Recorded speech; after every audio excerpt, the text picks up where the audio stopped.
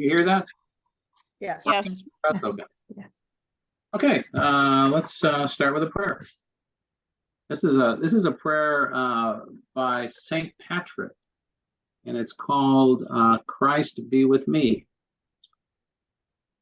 Christ with me, Christ before me, Christ behind me, Christ in me, Christ beneath me, Christ above me, Christ on my right, Christ on my left, Christ where I lie, Christ where I sit, Christ where I arise, Christ in the heart of everyone who thinks of me, Christ in the mouth of everyone who speaks to me, Christ in every eye that sees me, Christ in every ear that hears me. Salvation is of the Lord. Salvation is of the Christ. May your salvation, Lord, be ever with us. Amen. Amen. Amen. Amen. Okay. Well, let's do a couple of housekeeping things, and then we'll do the class, and then right at the end we'll do a couple of other housekeeping things, or at least one other one. I sent you the assignment, and I sent you a kind of a model paper that you could look at. Did you? Most of you got that? Yes. Yeah. You certainly didn't have to Yeah. look at it, but I hesitated sending you. It was one of our students. That paper was done by Kimberly Goodwin Thomas. I had her in a class all by herself this winter. In fact, most of it I taught from Germany, from Munich, because I happened to be there, and so it's kind of interesting because I was meeting with her at like 11, 12 my time at night, and there's 6 hours, between us, and she's a school teacher, so that's her paper, and I didn't send that to you because I thought it was better than any of the other papers I've ever received, but I sent it to you because that was on the top of the pile of papers that have been sent to me in this class.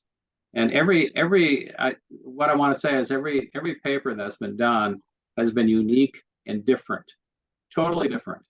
Some people draw their own maps. Some people use the kind of map she did. She got them off online. And there is no paper that's ever been the same. So, and that's just to say that do your own paper and your own thoughts, your own words. And but when I say focus, be brief. That's always a good idea when you're writing something like that. And the whole purpose of the assignment is so that you can teach a course on the Old Testament to somebody in your congregation, or somebody in Bible school, some folks in Sunday school, so that you are prepared to actually teach a kind of a 101 course where you don't have to set the plow too deep, and have some fun. Have some fun teaching the Old Testament. The Old Testament, I think, most of it is kind of fun. So that's why I sent you that model paper. But all the papers have been different. Do you have any questions about what I sent you, the assignment especially? And that's the only assignment you've got. So you got 5 weeks. They'll be due. They'll be due after, they'll be due right after the last class. So, yes. Just a question on the information for the assignments online. There were essays and questions to answer. Do those go along with this, or this is the only written? You can ignore all that stuff. Oh, that's another thing. That's another housekeeping thing. I did share this with Robert Moore, and I don't know where Robert is because I've communicated with him two or three different times this past week about questions that he had. But Wayne, you can ignore all that stuff. One of the things you need to know is that Dr. Ralph Klein joined the Saints of Heaven in 2021. And so never order your motions. His website doesn't exist anymore, as far as I know. And you don't. Those assignments that he gives during the lectures are basically assignments that he's giving to his students who are away, and probably most likely taking his course for credit at a university or college or something like that. So you could ignore all of that stuff. And so your only assignment is very practical, and it's really for you. It's to help you teach a course on the Old Testament. Somebody else there? Any other questions? Yes, yeah. Quick question. I just joined the class yesterday. So the syllabus and everything else, will it be emailed to me?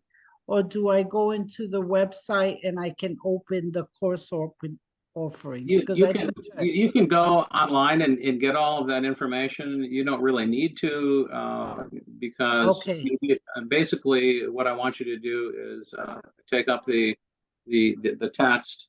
What did I do with mine? I put it over here, I think. Just a second. Let me wander over to my bookshelf and get my text here.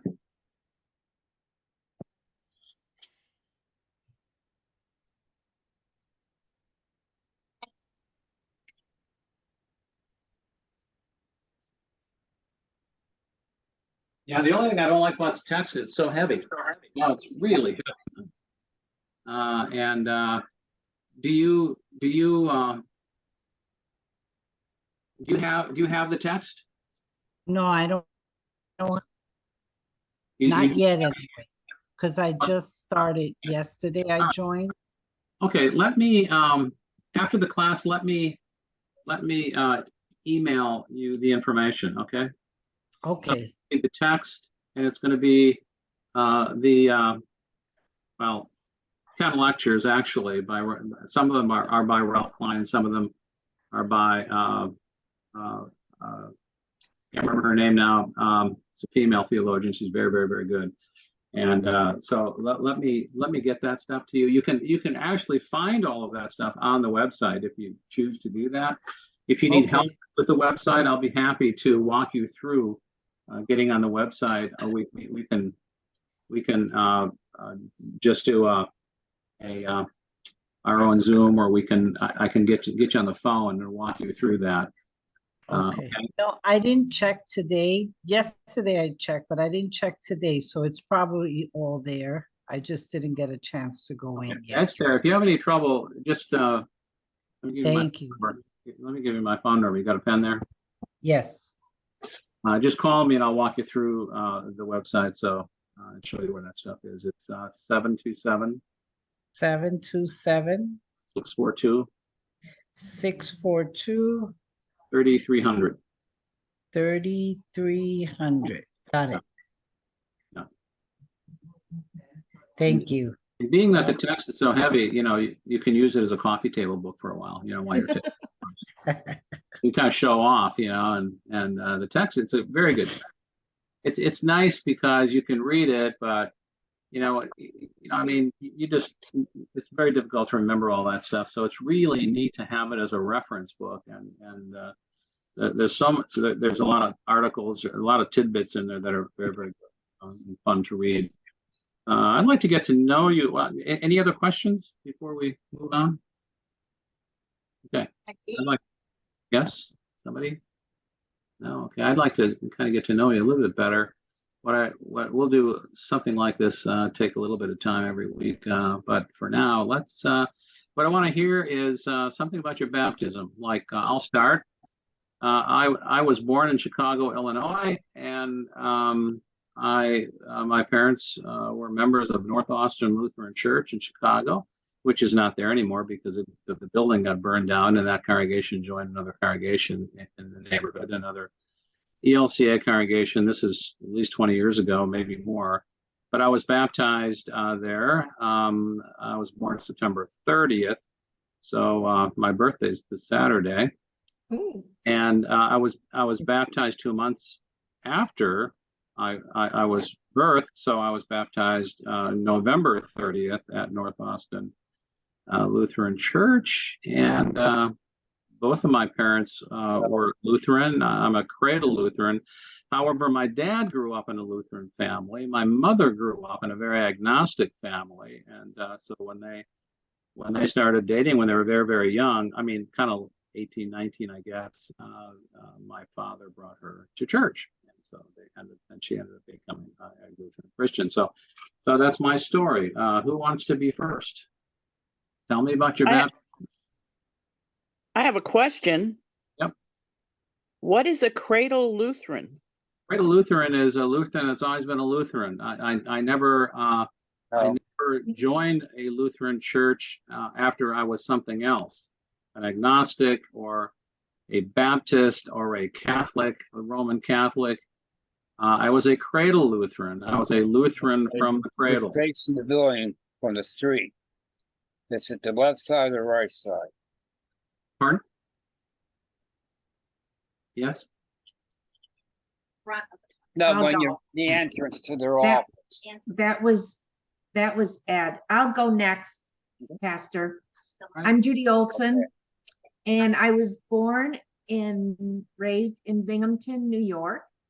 My parents were Methodist. I was raised in the Methodist church. I became a Lutheran when I married my husband 25 years ago, and he was a cradle Lutheran also. And so I have been Lutheran. I joined the church when we were married. I was baptized in the Methodist church about 2 months after I was born. Very good. So that's my history. Thank you for sharing. I'll go next. Yeah. I was raised in Vermilion, Ohio, a very tiny town where you were either Catholic or you went to the Congregational church. So I was baptized in the Congregational church at about 2 months of age. Had the pastor who baptized me married me. And yeah, Give her the fax number. and so I have been a Congregationalist for most of my life. Moving down here, my second husband and I joined the Lutheran church on the beach because their service started early enough that we could get on and off the beach. That's why we went there instead of the Presbyterian church. I'll go next. I have a different background. My mother was Lutheran, my father was Catholic and left the Catholic Church. They were married in a Lutheran church, and that's where I was baptized in Queens, New York. But I no longer have a copy of my baptismal certificate. When I became an adult, I moved around as much as we did when I was a child, and went to many different churches and worshiped at many different churches as long as they were Christ-based. My mother, when I was a child, every time we moved, she went looking for the Lutheran church, and that's where we worshiped. But we were not strong Lutherans in the sense of going every single Sunday because my father refused to go. So as an adult, I went digging and found other Lutheran churches and worshiped, but I have not studied as well as I would have liked to. Thank you, Denise. Appreciate that. Who's I'll go next? next. I'm Becky Reed, and I'm a transplant to the church. My mom was Methodist. My dad was a non-practicing Catholic. So I went to church with my mom, her family. We moved to San Diego when I was, I think 11, and I pretty much grew up out there. I was baptized in the Methodist church when I was 18. And we moved to, my husband and my son and I moved to Florida about 25 years ago. And my neighbor invited me to church. So I went with her to her Lutheran church. And the more I was around them and kind of looked at what they thought, I joined the next year, became a member. Yeah, and you remember where, Becky? Where's your membership again? Oh, I'm a member of Christ Our Redeemer in Where? Temple Terrace. Okay. Yeah. Thank you. Next. Okay, I'll go next. Maria, do you want to go? You look like you're ready to go. Go ahead. Okay. All right. So I was born in Panama City, baptized when I was pretty young. Can you all hear me okay? Yeah, okay. Yes. It's so long ago that the pictures I have of me being baptized, I was in a baptismal gown, And a white gown. how old were you? I was born in '66. Or how old were you when you were baptized? Oh, I was a couple months old at that. I don't know. Yeah. So then, as I guess 6th or 7th grade, I went to church by myself, went to Sunday school, then kind of went away for a while. Well, I moved up. I grew up in Michigan. This is Michigan, by the way. Small town, upper lower Michigan. Moved back down to Florida in '89, got married, became Catholic because that's what my wife was. Got divorced a couple months ago, came back to the Lutheran Church, and I go to St. Stephen in Longwood. Thank you. And I love it. Thank you. Next. I can go next because I haven't gone yet. I am at St. Timothy Lutheran Church in Tarpon Springs is where I am. And if there's such a thing as a pre-cradle Lutheran, that would be me because my family goes back Lutheran generations before I was born, for sure. I grew up in Lutherland, where everybody was Lutheran. And so it was probably high school or later when I realized that not everybody was Lutheran, that it was not a universal thing. So, and let's see. And I was baptized when I was probably 2.5, 3 weeks old, because I was sick when I was a baby and I had to have surgery. And so they moved up my baptism so that I could be baptized before that surgery. So. Now, when you say Lutherland, do you mean central Pennsylvania or Minnesota? No, actually neither. South Dakota. So. Well, that is Lutherland. So South Dakota is the only place where, like, in the Lutheran Church is the only place where South Dakota is like, wow, there's a lot of you there, right? Because everything else, South Dakota is one of the least populated states. So per capita, I think we're probably one of the largest populations, just saying.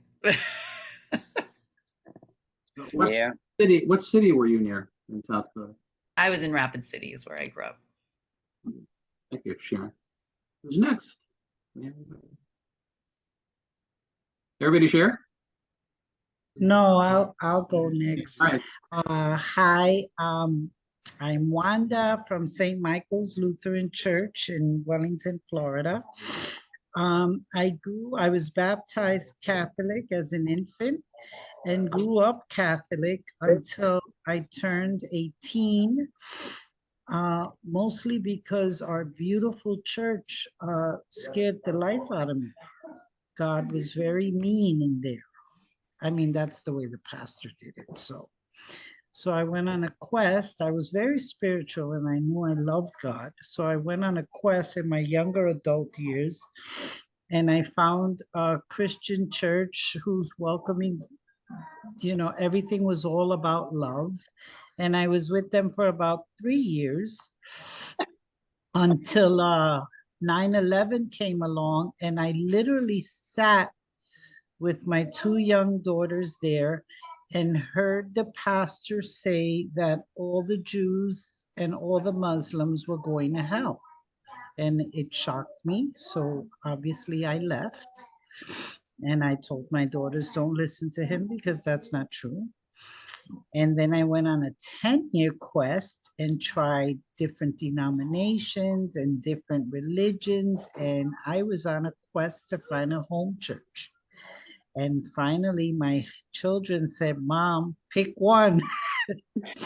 So I found St. Michael, and my husband was like, pick Lutheran. He's a Lutheran. He was born a Lutheran. So he said, if you got to pick one, pick Lutheran. I'll go too. And so here I am. That was over 10 maybe 15 years ago. And now I'm here. And where's your membership now? St. Michael's Lutheran Church in Wellington, Florida. Okay. You have an interesting website honoring, well, I don't have, where did it go? Honoring youth. Oh, honoring youth, yeah. You work with youth. Honoring Youth Yes. 421. It's a lifetime work that I have with youth. I opened up that nonprofit and I am in preparations to retire from my career and to push the nonprofit, of course, with youth, but I'm adding teenagers like myself now. So it's going to be one big happy family. Thanks for sharing. Ed, did we hear from you? You there, Ed? Oh, wait a minute. Somebody. Oh, here's Robert Moore. Okay, all right. Are you there, Ed?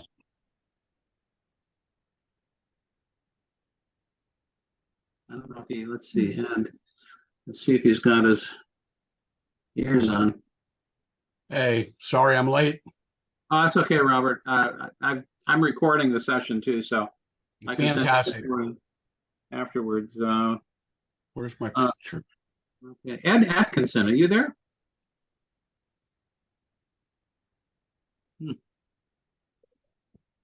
Oh, he's muted. That's why I wonder. Ed Atkinson, Ed, are you there?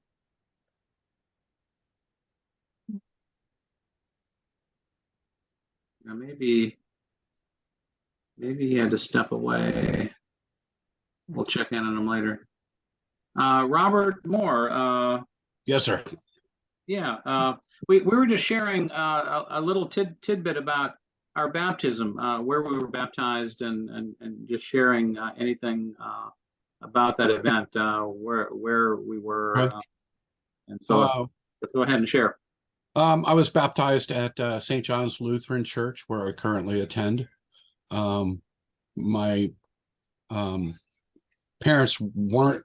My mom was Lutheran, my dad wasn't, but they had me baptized before they left in the army, and then I was actually raised Baptist, but I'm back.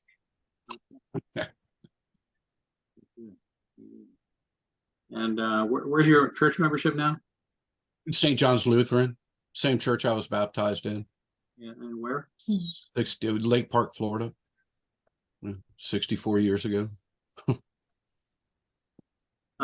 Yeah, I'll send you the recording, Robert. And we did have a brief conversation about the assignment I sent and the model assignment I sent done by one of the students, and Okay. just shared that make sure you make the paper your own, and because all the papers I've ever received are all different. They're all different. Some have maps, online maps like that one. A lot of students just drew their own maps, but have fun with it. The whole purpose of the assignment is so that you can teach class, an Old Testament class, to a Bible school group or a Sunday school group or any other kind of group. So, okay. What I'd like to do now.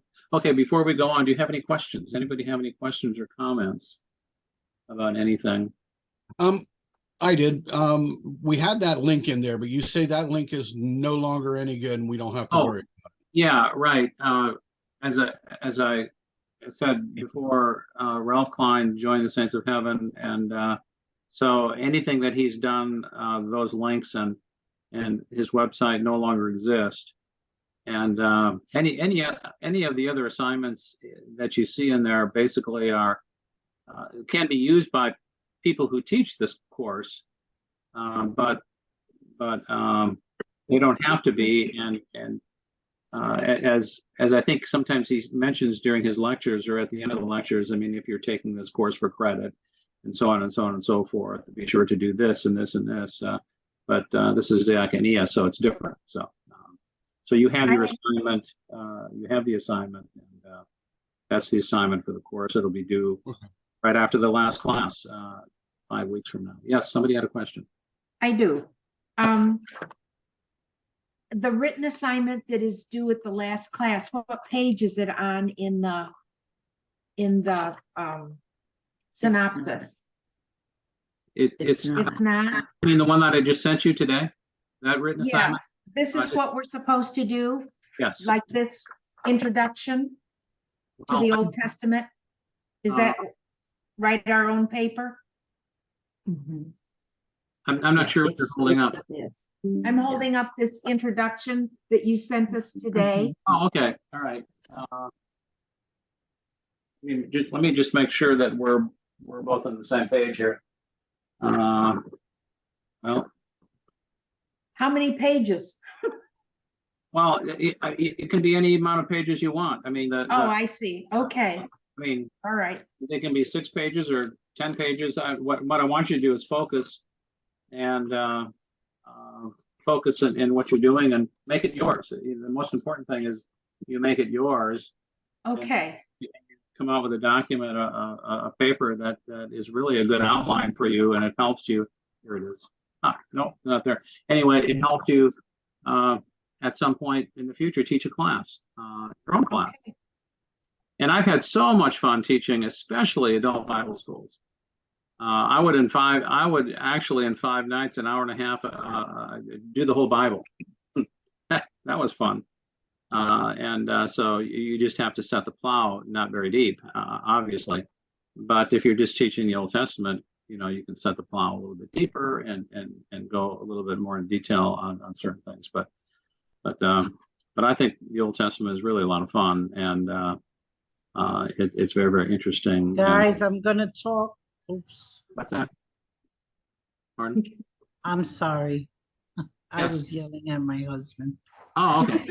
but I did have a question. Yeah, go ahead. So before I get excited, so we can prepare this, what we're learning, and prepare it for our own benefit for the future of teaching it forward. So Sure. there's no Yeah. requirement, just making it literally my own, how I'm That's gonna right. deliver. That's right. Exactly. And that's why I give you that assignment, so that it's something that it's very practical, something that you can really, really use. That's awesome. And teach a group of in a Bible school or a Sunday school, and have some fun with it. Yeah, indeed. Any other questions? Okay. I understand, Wanda, that you have not had a chance to do some of this stuff, so you're kind of off the hook. But please feel free to share anything that you want to share, because we all learn together. Every time I teach this, I learn. I always learn, because I'm a very forgetful person. So I forget a lot of things. I learn a lot of things, and I forget a lot of things. And that's why I need to be forgiven every day, because I forget a lot of things.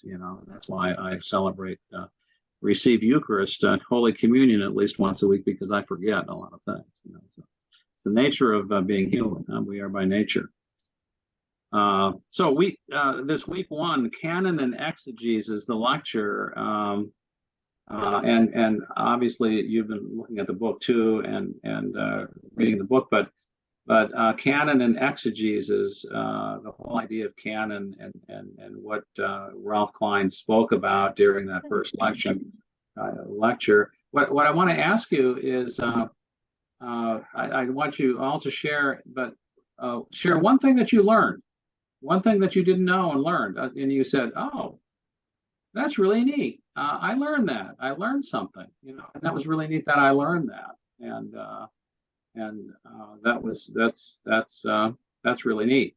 One of the things, every time I read the book or look at his first lecture, which I've done many times now, I always have to be reminded, oh yeah, that's right. Our Old Testament is different than the Hebrew Old Testament. And it's really good to relearn that it's different. It's put together in a different way. And it's good to know that. You don't have to know exactly how it's done, the Hebrew Bible, but it's good to know that it is different. So that when you're talking to somebody who's Jewish, And I have Jewish friends. In fact, I have Jewish friends who I've baptized. So they're Messianic Jews now, but they're still Jewish. And it's not, and it's good to know when you're talking with somebody who happens to be Jewish, that you know that their Hebrew Bible is different than the way ours is put together. Not a lot different, but it's still different. What did you learn? What did you learn from that first lecture, or from reading in the text this week? I was like you when I was reading over it, and that I was surprised to know that our Old Testament is basically the Jewish Bible with a few changes. But yeah, I was really surprised to hear that. I always thought everything was different, but here we are looking at it, and it's the same thing. So the Old Testament, we can converse about and talk about if we have Jewish friends, and go from there. Next person who wants to share. Yes, I'm having trouble seeing your name because I didn't want to turn my light on up here, and I have my window open so I don't have a glare, and you don't have a glare, but it's hard for me. Something. Okay, Judith, go ahead. I'm looking at the study questions, Mhm. and the one that really that stood out to me was oh, now I lost it.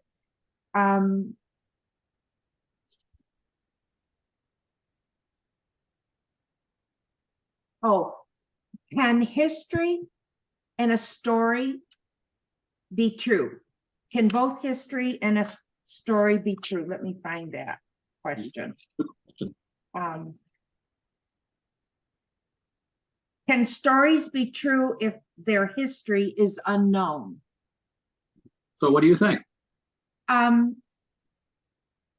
Yes, stories can be true if their history is unknown. A story, if you hear a story and you need to say, you need to analyze it, you go back to whoever you heard the story from.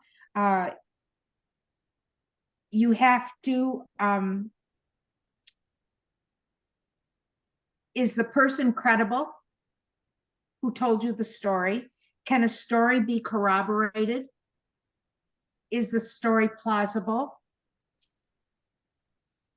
And can this be proven with physical evidence? So a story can be true, and the history of it unknown. Sure. It's like the Bible. We know because we're Christians that God created the earth. But we have to look back at the Bible, at Genesis, to get the story. Mhm. I'm done. I'm not going to dig myself in any deeper. That's good. That's good that you're thinking about that. That's good. Again, canon and exegesis. What did you learn? One thing you learned. One thing I learned was, maybe I forgot, but in respect to our Jewish brothers and sisters, we don't say Yahweh. We say Lord instead. Not very good. Yeah. I don't know if I didn't hear him. I've seen Bibles where they say Yahweh, so that was interesting. Yeah. Nice. What? I'm sorry. What do we say instead? We Well, say Lord. Lord. Yeah. Yeah, that goes back to the bush, doesn't it? I am who I am. God's name was not spoken. Who are you, Lord? Who are you? Well, I am. I just am. So, okay, who's up next? Wants to go? I'll go. I kind of honed in on the part where he said to reflect on the fact that our predecessors 500 years ago read the Bible differently than we do, but we came to the same conclusions. And I find that so true with scripture. Sometimes when I sit and listen to somebody preach on the gospel, I find why are they talking about that part? Why aren't they talking about this part? This makes way more sense to me. And then when I stop and realize it, just as they needed to hear what they discovered in those passages, we still need to hear it, but we're discovering it in a different way. Very good. Thanks for sharing. That's good. And say for me, one of the, well, there's a lot in there, but one of the interesting things was talking about the copies that are still, that we still have of the original scrolls, the one in St. Petersburg, Russia, and the Dead Sea Scrolls and whatnot. And just the conversation on that being that each time it was copied, because it could only be used for a certain amount of time, each time it was copied, that there were inevitably changes that were made. Not so much to the law, because that was one that they wanted to make sure every detail was the same, but also those other books. And so thus that conversation of, you know, is the Bible literal, every word, you know, in the Old Testament to be, you know, held as this is true as face value, kind of goes away when you know that there are probably errors in there because of that. But much like Trudy was saying, the truth and the essence of it is consistent. But I found that interesting just in the context, along with just the different lenses that we have in interpreting scripture, you know, the historical, what do they call it? Historical critical method versus looking at it at different lens, and how none of us can take our own lens of our own background off. So inherently, in our reading of the Bible, there's going to be differences just in interpretation through that. So found that all fascinating. Right. Thank you. Yeah. Interesting, isn't it? Indeed. Someone else?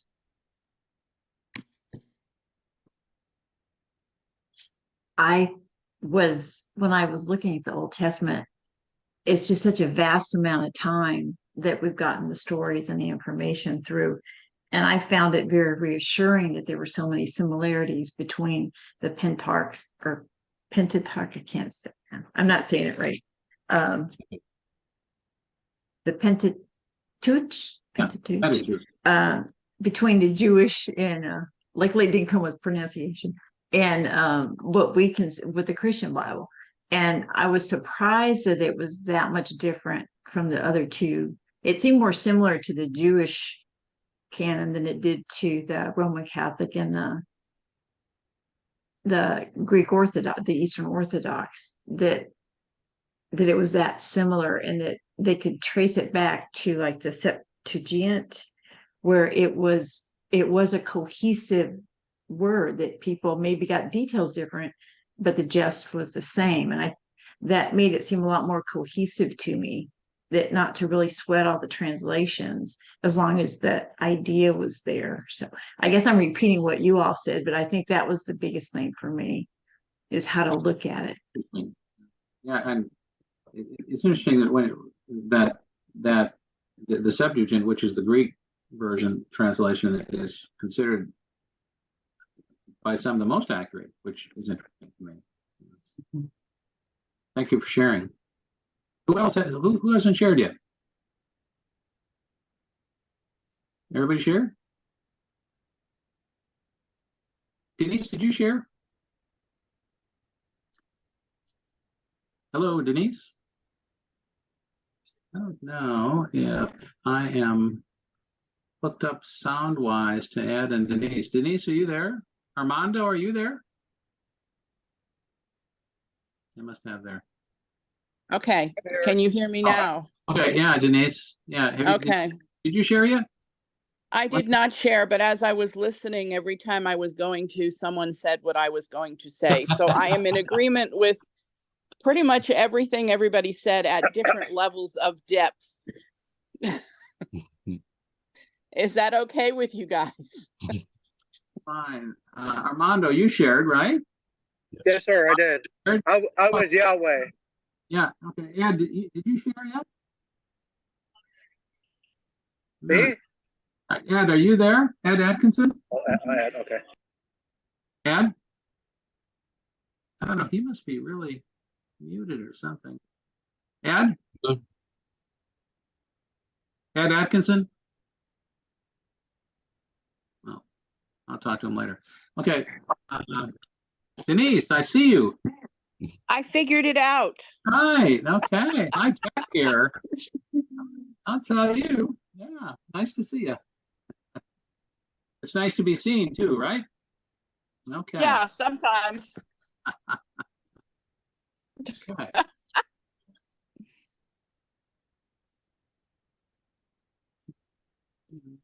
don't have any, let's see, do I have a message? No. Okay. I just don't know why I've kind of lost Ed Atkinson. You there, Ed? I don't know what's going on there. Let's see if I can ask. I don't see that he's muted. So anyway, okay. Let's talk a little bit about the primeval history. You know, I think that's really interesting. First 11 chapters of Genesis. Again, because of time constraints, obviously, let's just one thing that you either picked up in the book or in the lectures by Ralph Klein. One thing that you learned, something that you learned that was interesting to you, that you said, "Ah, yeah, that's really, really interesting. I learned something." What would that be for you?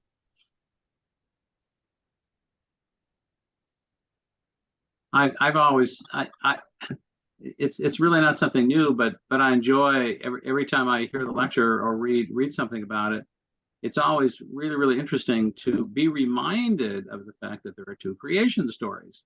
There are two. There is not just one. And one is Priestley, and the other one is Yahwist. Yeah, thank you. And of course, the first one, the Priestley one, is more what I'd say poetic. And something is created out of nothing, pretty much by God's word, capital W. And the other one, the Yahwist story, is I guess I would say, if it's, you got the clay stuff going on there, so I guess creation is created out of chaos. It's created out of something that's there. I'd say maybe chaos, but there are two stories there, two stories, and that makes it interesting. Okay, let's hear from you. One thing that you may have learned that you found that you didn't know before, and you found interesting. I always thought, in the first creation story, if I got it right, man and woman were created at the same time, and then, but I was always remembering that man was, man was created first, and then he took the rib bone from the man and created a woman, so I didn't realize that they differed quite that much, that there was that that much of a they were that dissimilar, that the one, both man and woman, and then the next they had he created man out of the clay, as you say, and then took the rib bone and created woman. That's pretty dissimilar, so that kind of shocked me a little bit, but they're still basically they're still the same story of creation, just told in two different ways. Well, I think Adam, the second one, he says, "Whoa." Yeah. Every time my wife and I have been married for 53 years, and every time I tell her I did it the hard way, the same woman, I say, "Whoa," Whoa. Thanks for sharing. That was good. Thank you. Someone else want to go? I will. Yeah. I found, I've always known, I guess, that there's two stories. But I can honestly say I never compared them. I never sat down and listened to a tape or anything like that. So I was really impressed, I guess. And this Yahwist or Jay, he said that it was written before the priestly. And I just find it amazing that God has worked with the people so long ago to get his world in order the way he wanted it. And that all of this stuff was written down. I am just amazed after reading all of this information, how long ago it was, and how he worked so hard to make our world and make us and to care for him. And he's always there for us.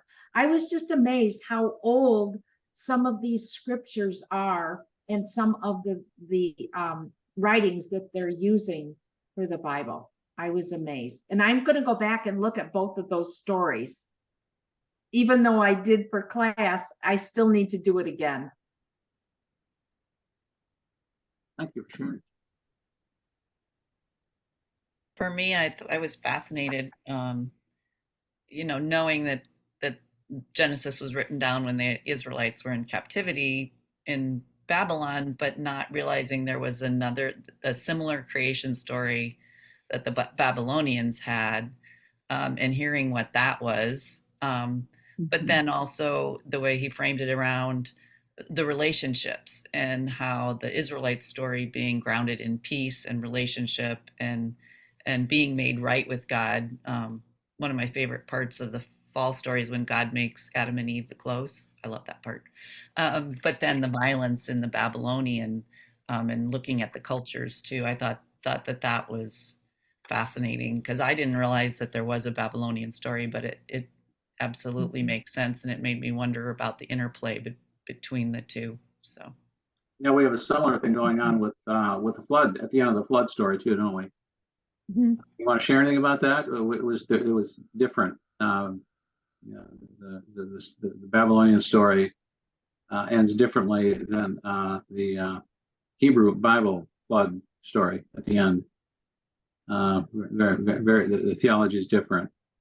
In the Babylonian story, the main character, so the main character gets set on a South Pacific island to eat, drink, and be merry, right? And in the Hebrew story of the flood at the end, Noah and the family are cast back into culture to do God's work, to do God's work and be God's hands and feet, right? And totally different. Thanks for sharing. Yeah. Who's up next? I'll go next, and I don't know if I want to say it's interesting or not, but how people have used this part of the Bible for evil things. I think that for both the German party and here in America. And I don't remember ever hearing or listening to that part of it. So it kind of took me back a little bit. But I wasn't alive during any of them. And I don't think they really taught that type of stuff in school. So it's kind of sad to take something good and turn it into something evil. Use it for evil. I was surprised at that too, Armando. I never knew that Hitler used Luther's words to justify what he was doing. I was totally shocked.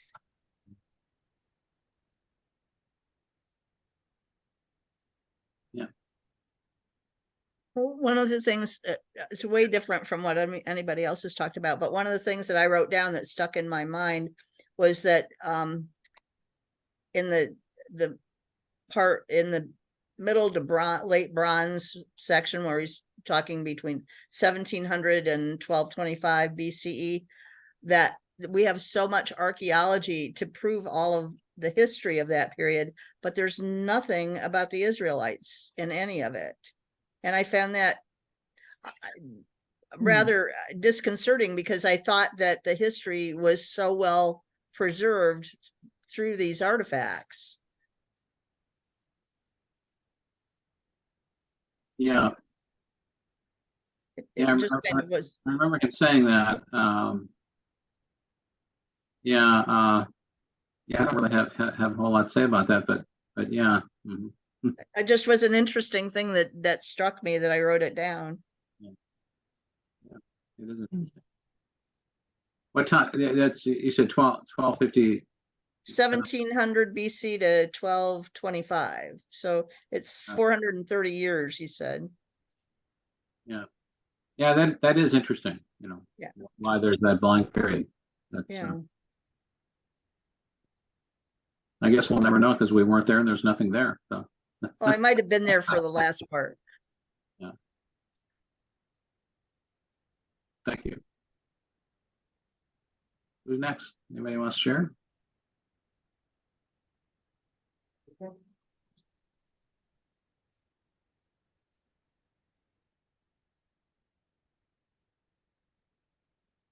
Who hasn't shared yet?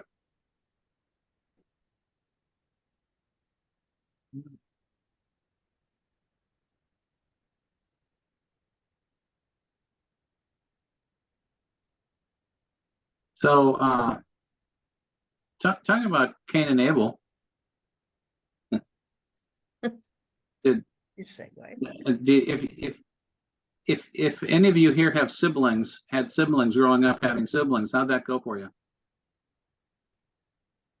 Was it good, or did you fight, or never fight, or we have two biological kids, and they're like 50 and 49. No, they were 49, and they never fought. Never ever fought. You know, they were best friends. They were 20 months apart, and then we adopted two kids, and they're sisters, and we got them when they were 7 and 9, and they fought like cats and dogs. Yeah. I didn't kill my brother, but you know, it might have come close a couple times. But yeah, sibling rivalry. I mean, sibling stuff is pretty normal. You know, normally you don't kill your brother, do you? You know, no, we'll kill him. Might hurt him. What was it with one being a herder, a rancher, and the other one being a farmer? That is true, isn't it? I mean, farmers and ranchers don't always get along very well, do they? Mm-mm. And why is that? Yeah, even in our day, why is that? I compared it to sheep herders and ranchers. You know, the ranchers hated the sheep herders because the sheep would come in and eat everything down to the dirt. They would eat everything, so there was nothing left for the cattle. And I always kind of looked at it like that. The farmer, I don't know so much, but you know, I do know the difference between the sheep herders and cattle people, you know, and that I look at it that way. Maybe we could have looked at it that way and seen how it would have caused the problems. Yeah. You know, Yeah, I grew up in South Dakota, which half the state were farmers and half the state were ranchers. So, and they are very different, and a lot of their differences revolved around the terrain and the you know, and the farmers in the eastern part of the state, it was, you know, growing seasons and rain, and the western half of the state where the ranchers were, it was a much more rugged terrain, much more difficult terrain to work the ground, both working the ground. Even in politics in South Dakota, it was always the ranchers versus the farmers and the different needs of each one. So just I don't know. Well, sometimes some of it has to do with water too, doesn't it? Especially these days.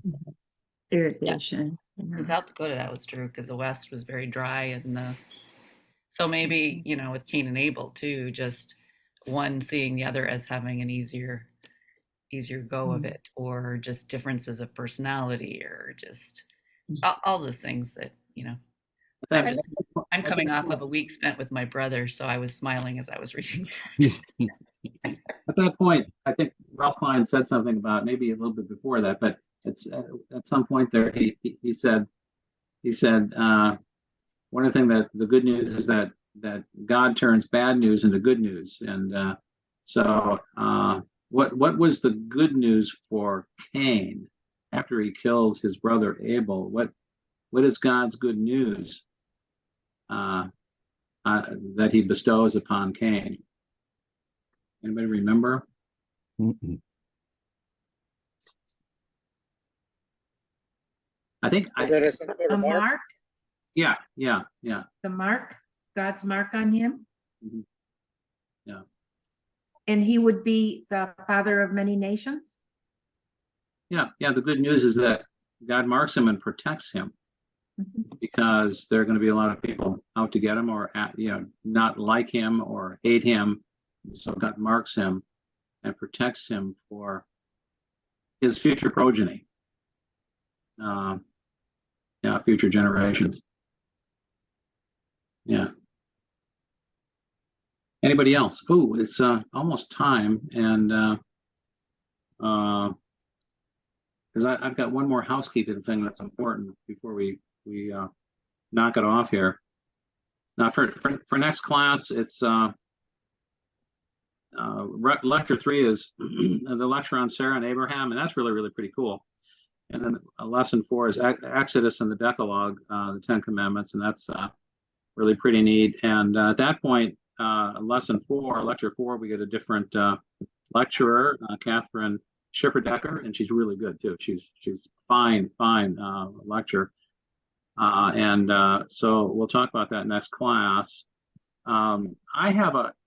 Unfortunately, this is the last thing I need to do. I have a favor to ask you, because it happens that next Monday, I am at 4:30. I am going to be in the air, and I can't be here Monday on the 2nd at 3:30 because I'm in transit. So what I want to ask, can you meet on Sunday or Wednesday next week? Sunday being the first day of the week. Oh, either. What day would be it better would- for me? Not from then on. From then on, Monday's fine for me, except for next week. Monday does not work for me. And can you work with me and either meet on Sunday on the 1st at late afternoon sometime, or Wednesday the 4th at some? I'm better on Sunday. I am also, I'm having a procedure Yeah. done on the 4th, so I wouldn't be there. What time? On Sunday, the best time for me on Sunday is 3 or 3:30 or 4 or 4:30. I mean, I can do that. Anytime, anytime on Sunday. Yeah. Sunday's good for me too. let's just leave it at 3:30. We'll leave it at Okay. 3:30, and in a couple of days, I'll send you the Zoom invitation for that. That'll work out good. Thank you so much. I really appreciate it, because I booked that way a long time ago, and then I committed to Michelle, and I forgot to look at my calendar, but we'll work it out. Robert, I'll send you. You came in late, so I'll send you the recording. Please. At any point, if any of you ever want a recording, just text me and I'll send it to you. But I'll send it to you, Robert. You don't have to text me. And Okay. I'm concerned about Ed Atkinson. Are you there? I'll have to email Ed and make sure that he doesn't need the recording, because he's on here. So I'll have to contact him. So anyway, I think we're good to go then. Yeah, I'm there. Send me the recording. Pardon? Yeah. Send me the recording. Yeah, I will. It'll take some time to upload, so I may not send it to you until tomorrow morning, but it'll be sent to you sometime in the next 24 hours. Because I have to upload it. Yeah. The Lord be with you. And also Also with you. Also with you. Also with you. The Lord bless you and keep you.